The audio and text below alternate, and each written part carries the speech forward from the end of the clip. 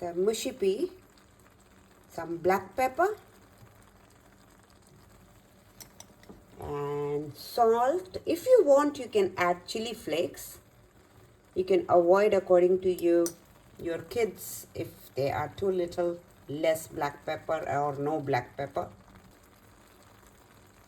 So we let it cook for few minutes, and then I am going to break and put an egg directly on that. Cover it, cook it for few minutes, and we'll be ready. Let's check. Yeah, this is how we want it. Now we are going to break egg directly on the top of this.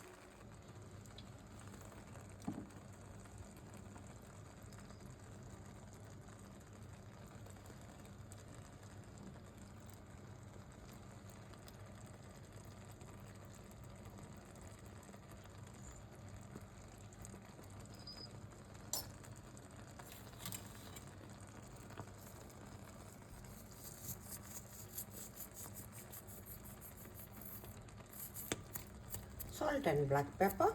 We are going to cover it a few minutes. It's time to open it and sprinkle some coriander leaves. If you want, you can add some spinach too and dig it with bagel, warm toast, or just like that. But if you want, you can have with naan, roti, anything.